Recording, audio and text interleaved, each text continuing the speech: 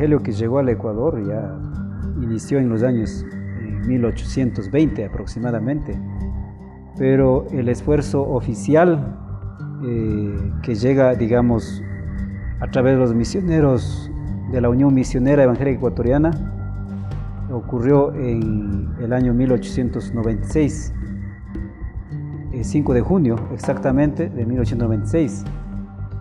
Y el primer esfuerzo que hace esta misión, la Unión Misionera Evangélica, es en 1902, por primera vez en Caliata, comunidad Caliata, parroquia Flores, Cantón Riobamba, se asienta la primera estación misionera, porque esa estación luego fue, digamos, replicada también en Pulucate en 1954 y luego también en el mismo año en Troje, y posteriormente irían hacia lo que ahora es Colta, Chimborazo, Majipamba, junto a la laguna de Colta. Casi por 1824 llegó aquí uno de los primeros colportores de Sociedad Bíblica que venían promoviendo la lectura de la palabra de Dios, de la Biblia, y también del método lancasteriano, que es don Diego Thompson.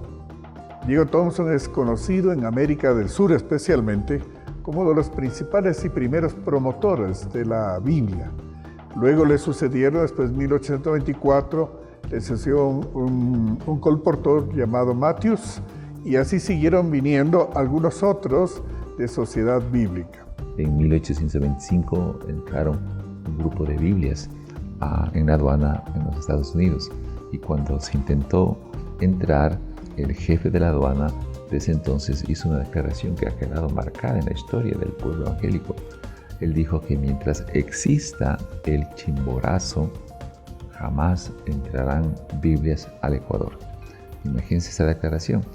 Pero lo que él no sabía, que ya había Biblias, ya estaban distribuyéndose, sino que era una entrada. Desde 1820 hasta 1945 realmente es un proceso de lento avance.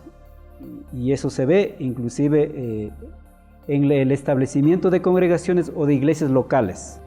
En 1824 ya estuvieron aquí los primeros anglicanos junto con el ejército de Sucre y pelearon en la batalla del Pichincha 433 ingleses anglicanos. En el lanzamiento propio de las misiones norteamericanas era un poquito complicado entrar acá, porque la conexión de nuestra Constitución y de nuestras leyes respecto al pueblo, a la iglesia evangélica en general, eran prohibidas completamente, no solamente la distribución de Biblias, sino también la entrada de misioneros. Pese a que Estados Unidos tenía su respectiva embajada, ¿no?, que entren misioneros evangélicos acá era un gran riesgo en las relaciones bilaterales entre Estados Unidos y el Ecuador, hasta cuando se dio, por creo la gracia de Dios, en 1827 que se constituyó la Revolución Liberal, en donde en uno de sus artículos daban la libertad de tener cultos diferentes, y eso permitió, ¿no?, que de una manera más directa pueda entrar la iglesia evangélica en el Ecuador. Hasta 1980 hay masiva presencia de misiones en el Ecuador y particularmente en el sector indígena. El sector indígena fue digamos, un grupo meta muy importante para el proceso de evangelización de los misioneros norteamericanos fundamentalmente.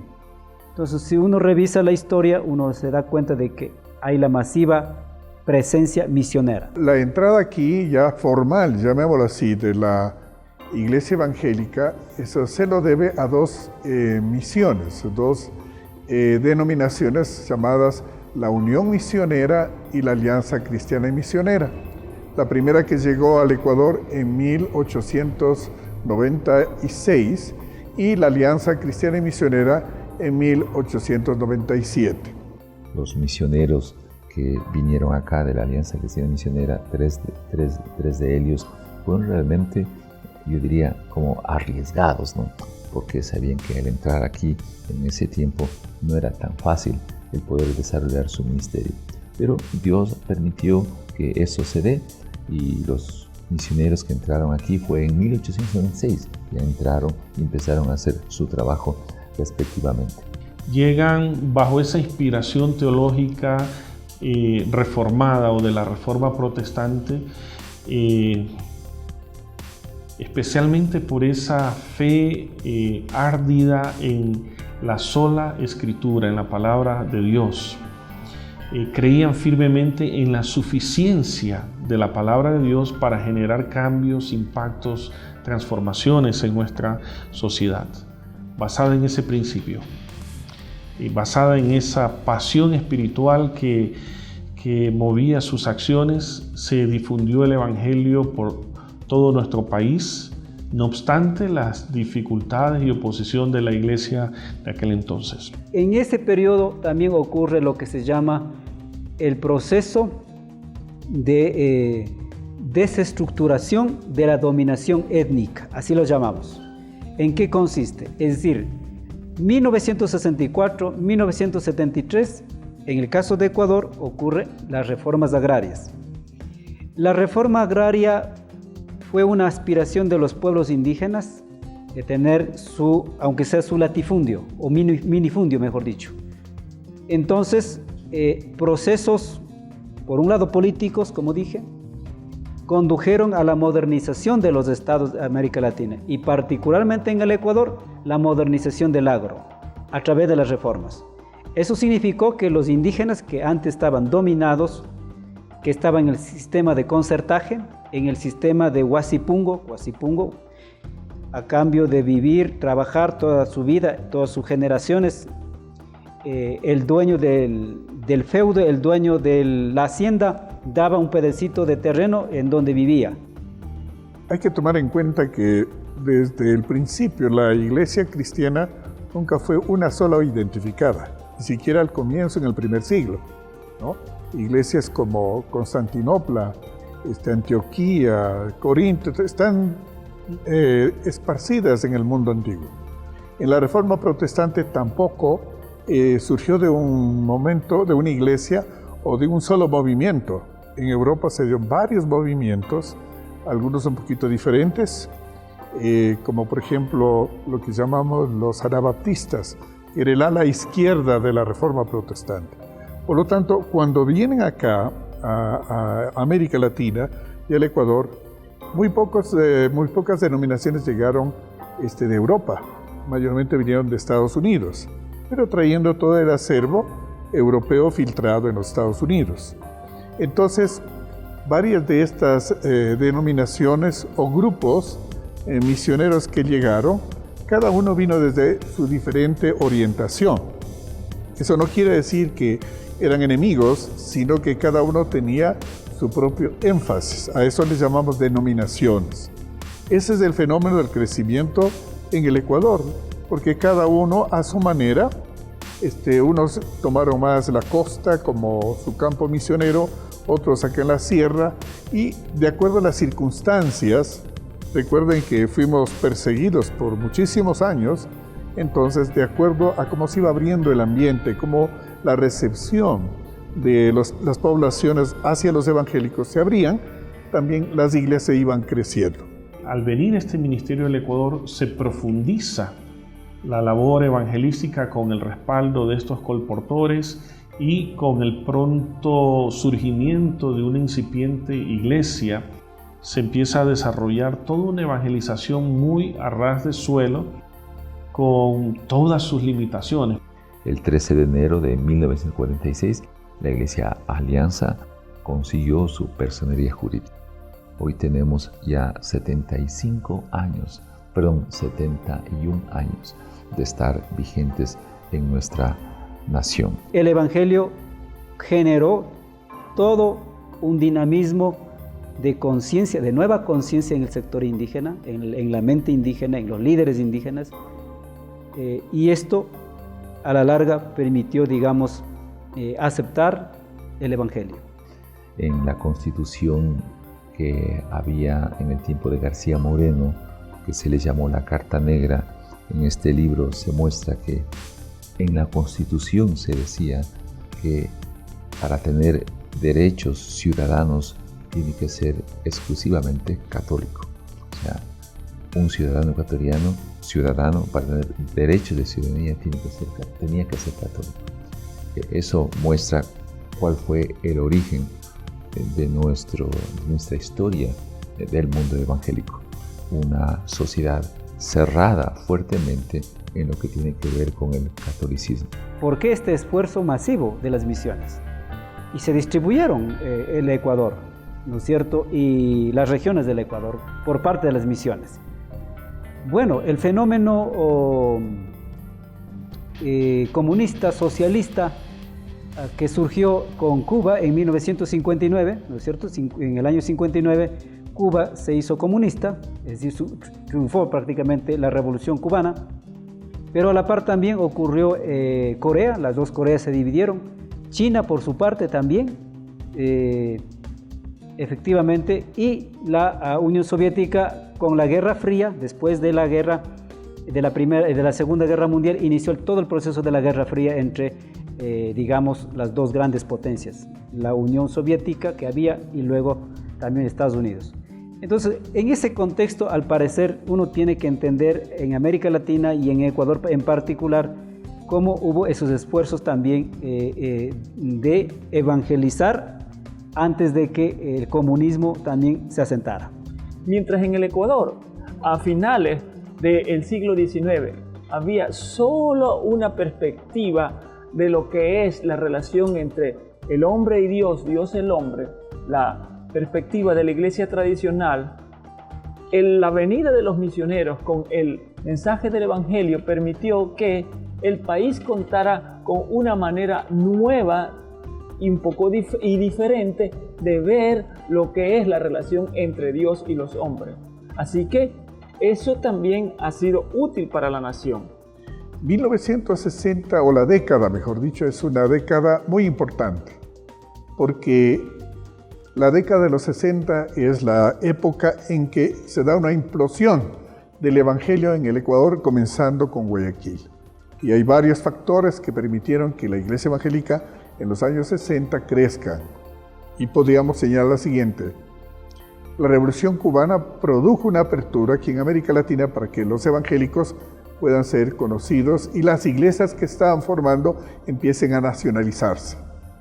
Segundo, el Segundo Concilio Vaticano, que abrió las puertas para que se reconozcan que la Biblia o la palabra de Dios es importante para un cristiano para fortalecer su fe en la palabra, conforme lo decían los reformadores del siglo XVI, ¿no? Pero también la Iglesia Católica se abre y nos habla por primera vez de que no somos los herejes perseguidos por 500 años aquí en América, sino que somos hermanos separados. Públicamente, desde el Segundo Concilio Vaticano, se pidió perdón a los protestantes judíos por habernos perseguido, y los masones también, perseguidos por tantos años. Con todo el influjo del movimiento misionero norteamericano hacia América Latina, ya la Sociedad Bíblica de las Américas, o la American Bible Society, acompaña todo el esfuerzo misionero estableciendo oficinas por todo el mundo, y entre ellos el primer espacio donde se enclava toda esta distribuidora es Panamá, y desde Panamá se empezó ya a enviar Biblias para todo el mundo y acompañar acá en América Latina los procesos de evangelización. Es evidente ante el triunfo socialista comunista en países como China o países como Corea, tuvieron que salir los misioneros, y el nuevo campo misionero fue América Latina, y por eso se nota también la presencia, digamos, de las misiones en toda América Latina y en particular en Ecuador. Los primeros pastores y los primeros creyentes vivieron esa etapa heroica hace 60 años, y todos tenemos que ser muy respetuosos, agradecidos y reflejar nuestra admiración por quienes pagaron el precio para fundar y levantar una iglesia en tiempos mucho más difíciles, ¿no? Bueno, por el otro lado, Dios permitió que haya, a pesar de esa actitud popular, había libertad, por lo menos en el aspecto legal, y la iglesia se constituyó jurídicamente hace 60 años. Recordemos el contexto en que se estaba dando esta evangelización. Esto es un contexto donde había mucho analfabetismo. Quienes tenían privilegio a acceder a la educación realmente eran no muchos. Con todo el influjo o todo el empuje que le brinda la sociedad bíblica a este proceso, se promueve junto con la palabra de Dios un proceso de alfabetización, tal como ocurriera en Alemania siglo XVI con la Reforma Protestante. Lutero tradujo la Biblia al alemán común, no obstante se toparon con un pequeño detalle: la gran mayoría era analfabeta. Lo mismo ocurría en Ecuador para entonces, así que las iglesias asumen como parte de su misión el promover la alfabetización para que la gente pueda leer la Biblia en su propio idioma. Eso de suyo ya es un aporte valioso. Bien sabemos que la cultura se promueve en primer lugar en el hogar, pero en segundo lugar a través de un medio muy importante como es la lectura, y más aún la lectura comprensiva o la lectoescritura. El mundo protestante contribuye a aquello. Hasta 1900, más o menos 95, el proceso organizativo fue dándose poco a poco. Obtuvieron cada una de las congregaciones locales a tener personería jurídica, es decir, su propio estatuto con reconocimiento del Estado ecuatoriano a través del ministerio, ahora lo conocemos como Ministerio de Justicia y Cultos. Entonces, en el caso de Chimborazo, hoy por hoy hay más de 700 iglesias o congregaciones locales, y de esas tienen personería jurídica la mayoría. Imagínense. Estas a su vez luego se asociaron en cada uno de los cantones y conformaron lo que ahora se llama, por ejemplo, en el caso de Chimborazo, la Confederación de Organizaciones Indígenas Evangélicas de Chimborazo, que por un lado actúa como un movimiento social, teniendo un origen, digamos, porque tiene un origen entre los indígenas evangélicos, o sea, una asociación conformada por indígenas, por personas, no por iglesias, que es distinto, ¿no es cierto? Pero tampoco esta confederación es una iglesia, no es una denominación, sino que procura abarcar a estas iglesias locales, congregaciones que tienen personería jurídica. Otro fenómeno importante para el crecimiento de la iglesia evangélica es la campaña de sanidad divina en Guayaquil del pastor Roberto Espinosa, donde en los meses de noviembre y diciembre de 1962 se realizó una campaña que duró un mes, y al final de ese mes se bautizaron en el Estero Salado, por ahí por el puente 5 de junio, se realizó un bautismo de más de 1000 personas que se bautizaron en un solo día, y ahí empezaron a crecer las iglesias, especialmente en la costa, ¿no? Un tercer elemento que promovió el crecimiento en todo el país fue la reforma agraria de 1963, que hizo que especialmente que en Chimborazo se diera el llamado fenómeno fuego en el páramo, donde se dice que en la década de los 70, cada mes 1000 indígenas que eran católicos se pasaban a ser evangélicos. Y por último, podríamos decir que uno de los fenómenos para el crecimiento aquí en Quito y en el Ecuador fue la campaña de evangelismo a fondo que se realizó en los años 1969 y 70, cuando nos unimos todos los evangélicos sin excepción en todo el país para poder tener campañas a nivel de iglesias locales, a nivel de ciudades, a nivel de cantones, y terminamos con el desfile máximo en 1970 aquí llenando el estadio del Arbolito, y nos reunimos de todo el país cuando este gran magno desfile llegaba a San Blas. La cola todavía estaba en la Plaza de la Victoria, ahí cerca de la 24 de marzo. En el año 1962, en el mes de noviembre, se aperturó la campaña en el estadio Ramón Unamuno. Y desde el primer día estuve yendo a la campaña, viendo a Dios hacer milagros, prodigios. Una de las cosas que me recuerdo es que se transmitía la campaña por la emisora Radio Universal y el locutor iba transmitiendo los milagros, ¿no? Y una noche fue tanta las cosas que vio el que transmitía la campaña, que él mismo se tiró de rodillas y diciendo: esto sí es verdadero, Dios está en este lugar. Los periódicos de aquel entonces, Diario La Nación, que era un vespertino de Guayaquil, publicaba 2 o 3 páginas de la campaña.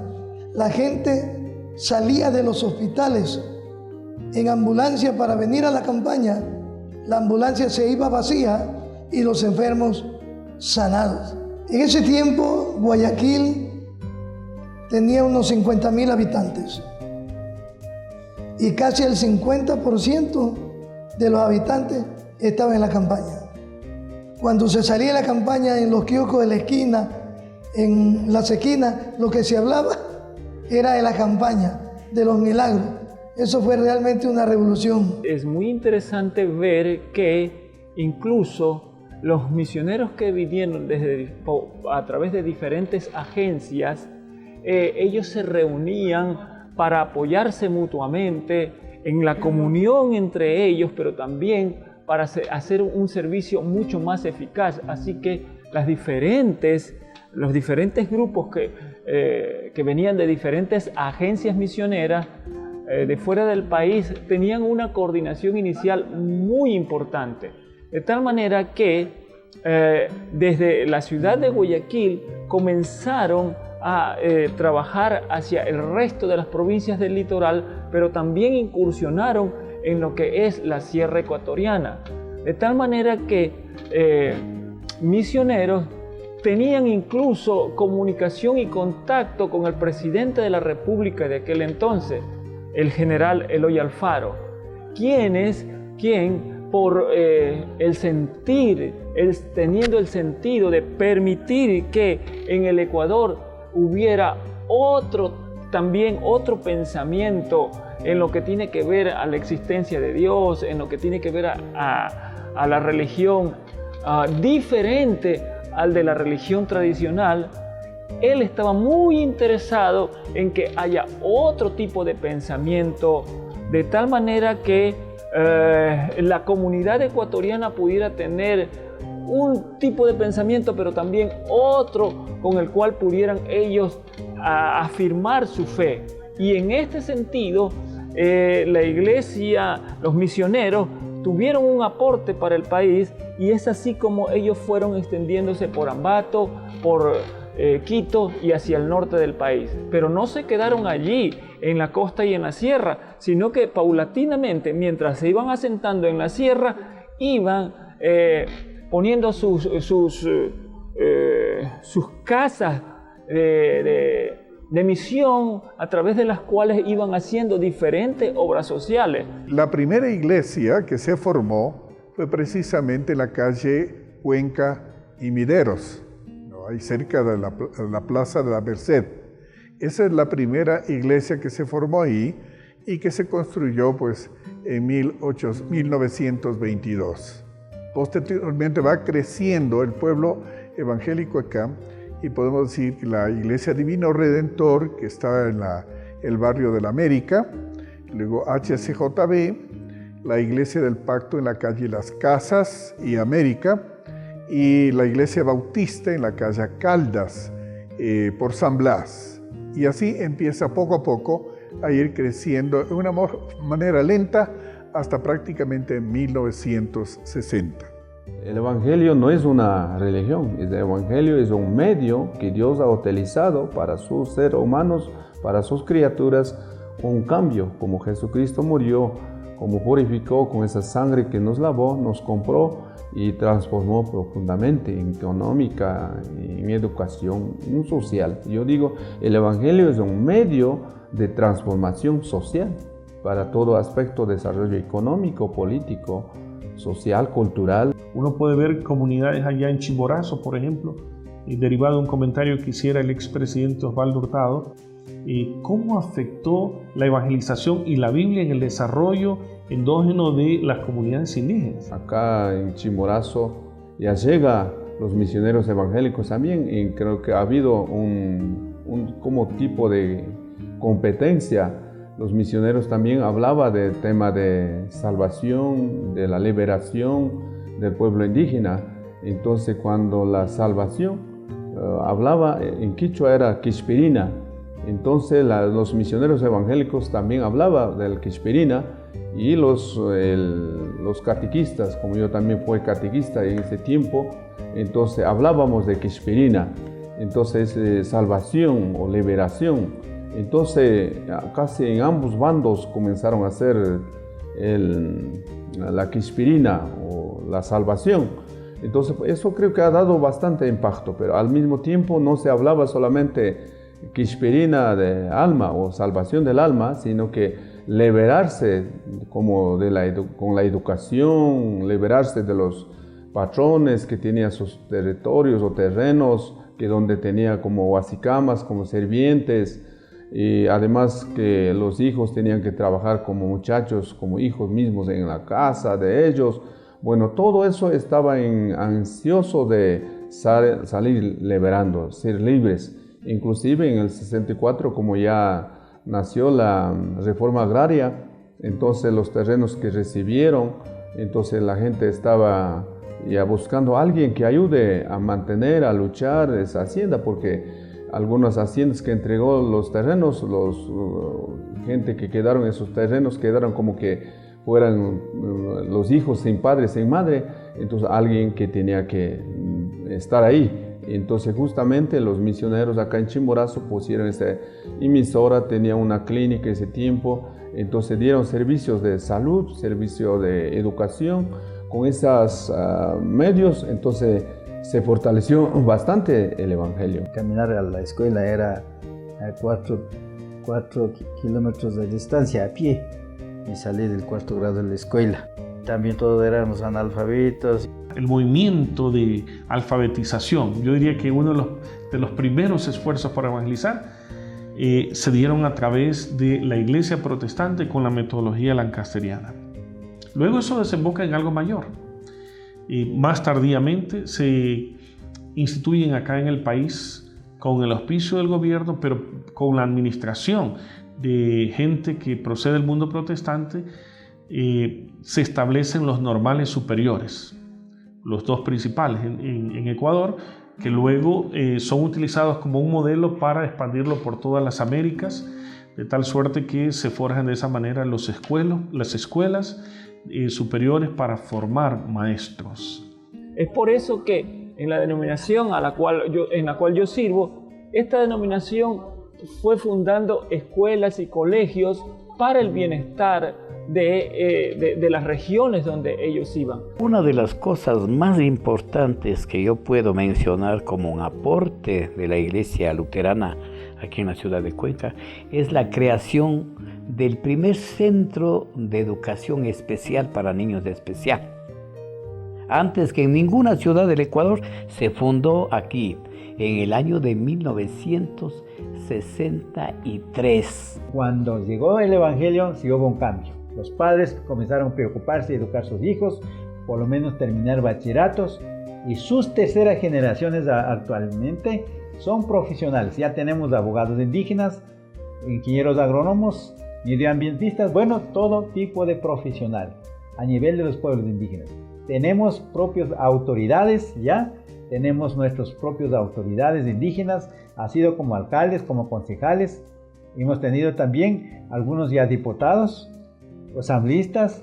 Dios ha provisto en esta manera. Yo he tenido la oportunidad de compartir ese tipo de métodos también que se utilizaban antes, pararse en una plaza y compartir el mensaje del evangelio a las personas que acudían a estos lugares. Ese era el lugar apropiado, muchas veces era el lugar apropiado para compartir a la comunidad entera que se reunía en el parque. Ahora hay probablemente muchas más facilidades para compartir el evangelio en personalmente. Quizás porque el Evangelio es ahora mucho más aceptado, porque en este momento de la historia del país tenemos y vivimos en un estado laico donde los diferentes pensamientos religiosos son permitidos, así que hay un poco esa libertad. Al comienzo, llevar la palabra sí costó, pero ahora a veces pienso que no se valora mucho todo esto que se hizo, ¿no? Y piensan que toda la vida fue tan fácil ir a una iglesia bien bonita, linda, bien adornada, con buenos músicos, pero para que llegue a todo eso, hubo alguien que comenzó con sufrimiento hasta que ahora tenemos lo que vemos, ¿no? Era bien grave y muy difícil porque perseguían.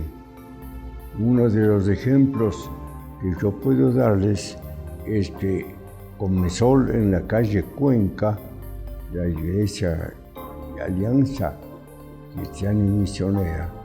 Y entonces ahí comencé yo, una vez que establecí la radio, comencé a transmitir el programa de la predicación en la Alianza, ¿no? Y yo iba con el micrófono, pero me apedreaban y tenía que estar escondido para poder entrar corriendo. Y entonces salía después de hacer mis trabajos. Siempre era perseguido, en el campo muy perseguido, con hachas, machetes, bebidas, terminaron mis carros, garrotearon mis piernas, todo. Tenemos experiencia vivida realmente.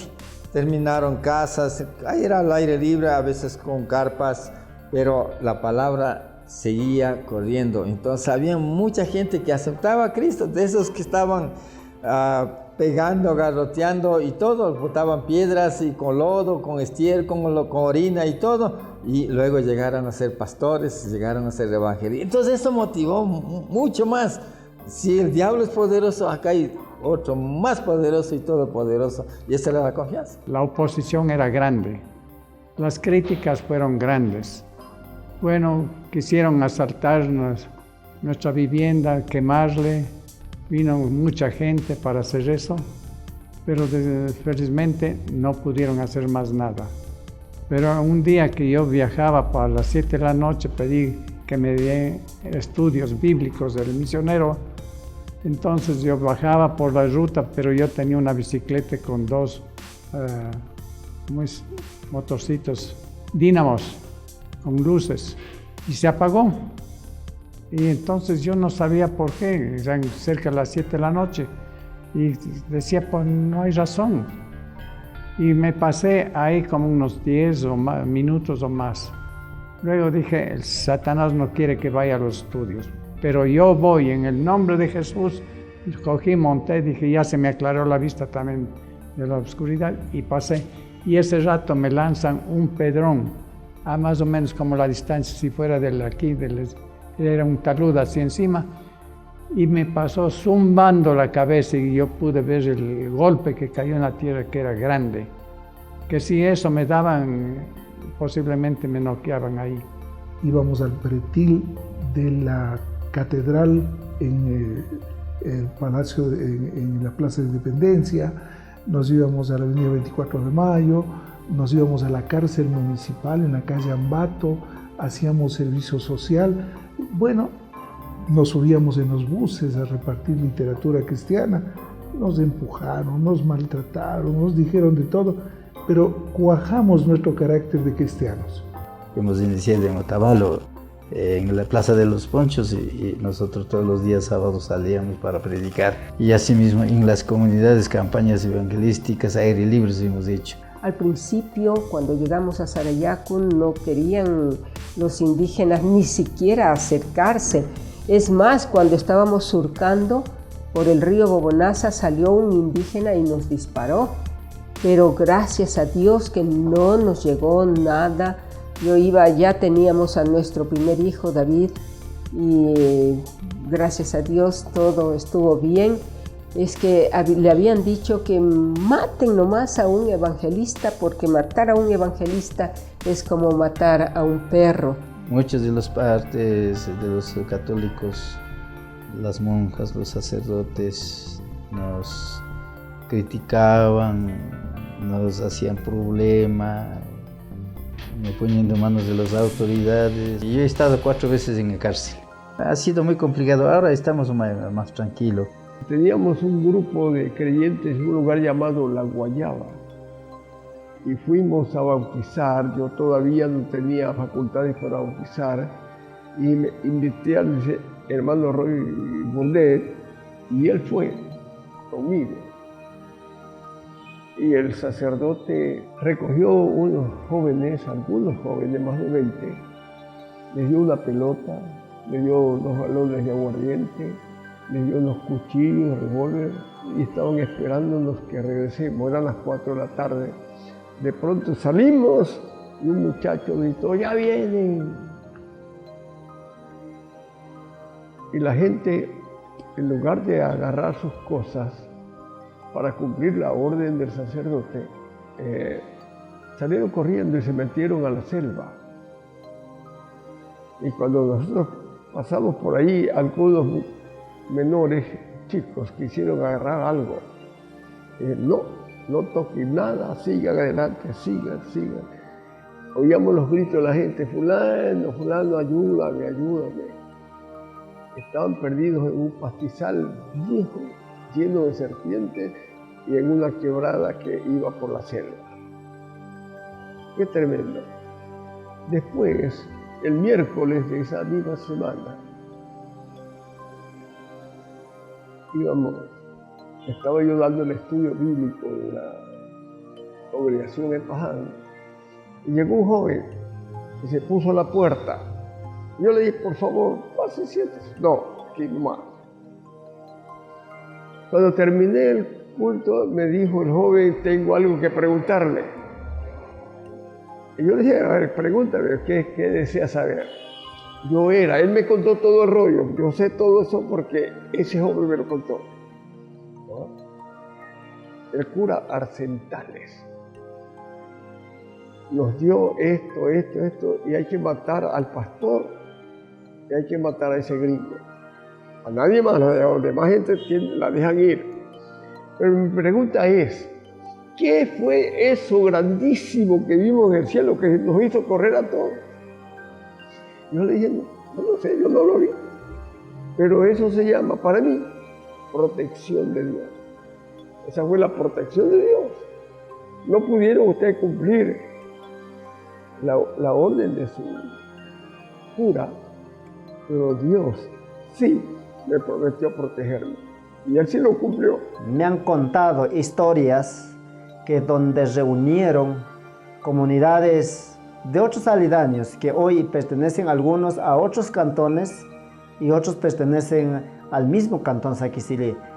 Todas esas 14 comunidades reunieron para hacer castigos, donde ellos en ese entonces catalogaron que al hacer evangélicos era que ya no tenían la sangre. Al hacer evangélicos era que ya iba a crecer los cachos, iba a crecer los rabos. Entonces eran diamónicos. Entonces, por eso, y a partir de eso, ellos, como no tenían sangre, no tenían vergüenzas, cuando reunían para hacer los cultos, luego de hacer los cultos, que dizque dormían, entre unos y otros cruzaban, y que solamente los misioneros, los gringos que venían, ellos obligaban a acostarnos con las mujeres de este lado, de aquí de esta provincia. Eso era que nos difundían por todo lado y por eso hacían evangélicos. Pero otros evangélicos que vinieron a predicar el evangelio en el Parque Calderón, como yo recuerdo un hermano de apellido Castro, que era ya mayorcito, le mandaban a piedras del Parque Calderón. Y él tenía que enrollar sus láminas, porque predicaba la Biblia con láminas, y tenía que correr porque le seguían a pegar, y la gente embravecidas oyendo la voz de los curas que salían de la catedral, que le persigan a ese protestante que viene a profanar nuestro parque y todo lo demás, a hablar en contra de la Virgen María, porque ese era el argumento de ellos, que nosotros somos enemigos de la Virgen María. Entonces le perseguían al hermano Castro, pero él siempre insistía, se iba a otra plaza, a la plaza de María Auxiliadora, a la plaza de San Francisco. No importaba nada de lo que ellos nos calumniaban de esa manera, más bien ellos ponían de firmes a seguir hacia adelante, y ellos luchaban con ayunos y oraciones, los cultos hacían en las casas escondidos, leían la Biblia escondidos, y también ellos trataban de dar ese cariño, ese afán, aunque digan cualquier cosa, pero ellos no la odiaban, no resintieron. Ellos seguían con ese aprecio al pueblo que otros estaban maltratando.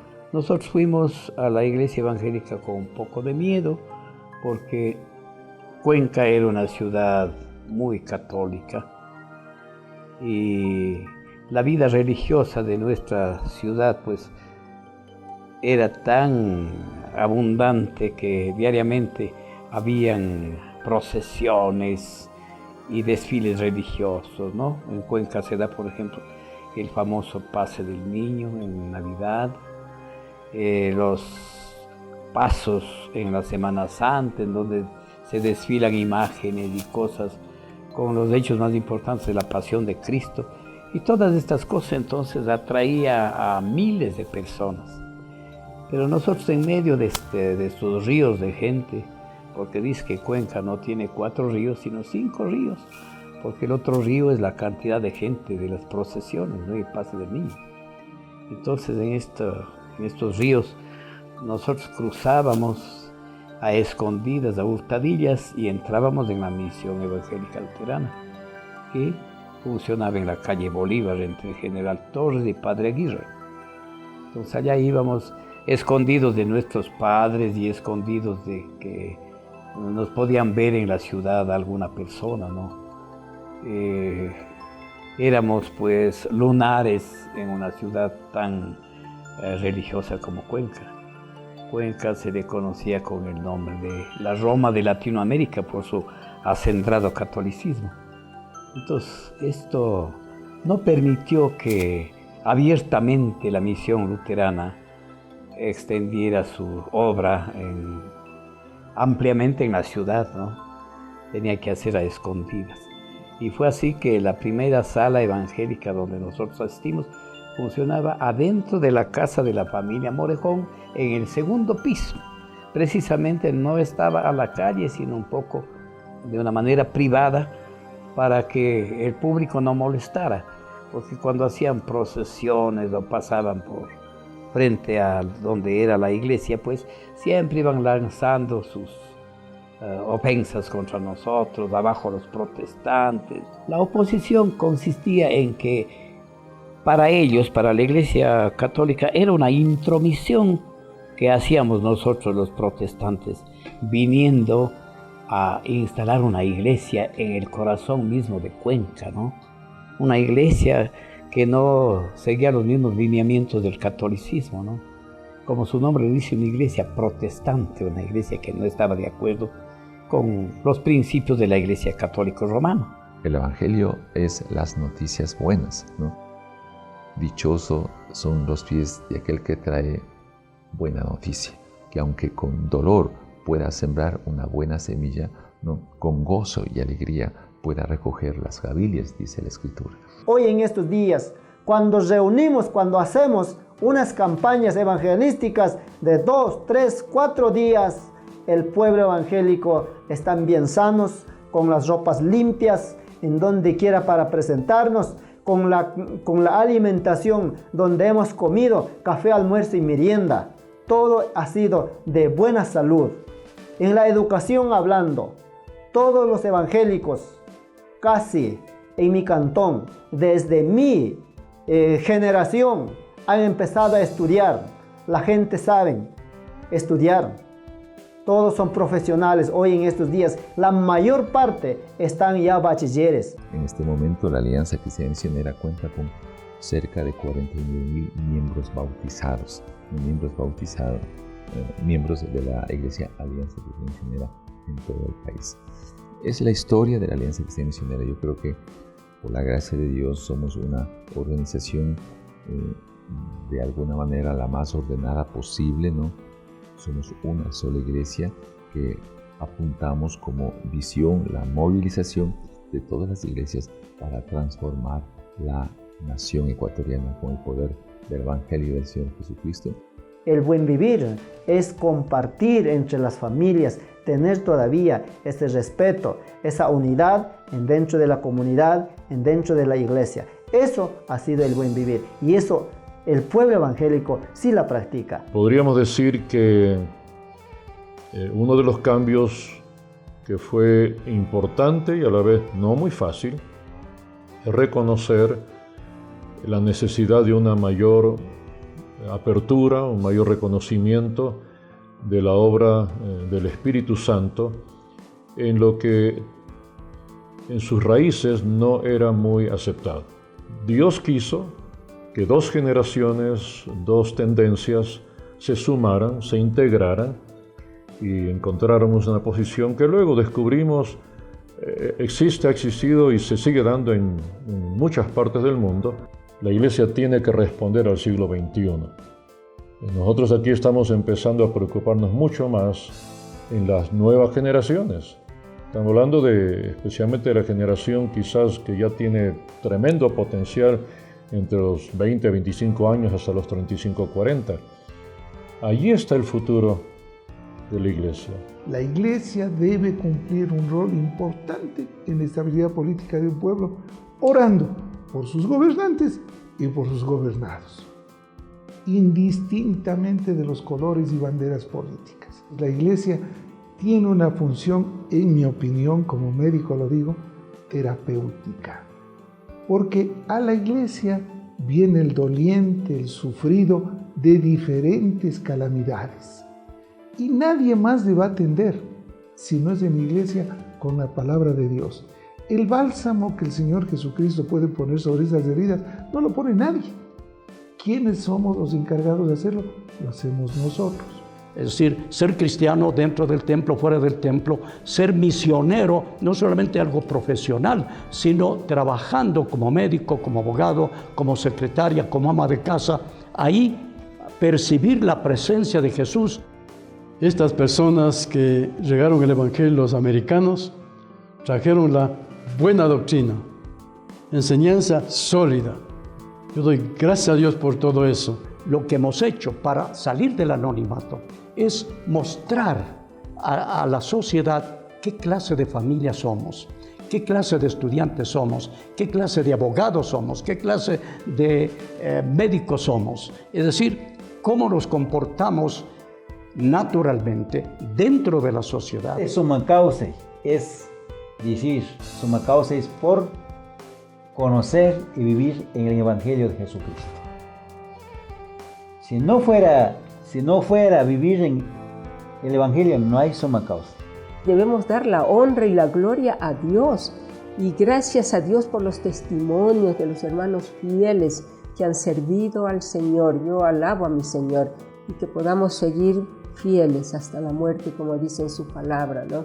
Por favor, hágase un bien, recupere su historia, dígale a su familia, dígale a sus pastores, dígale a su iglesia quién es usted, quiénes son ustedes, de quiénes somos los protestantes, de dónde venimos y para dónde vamos.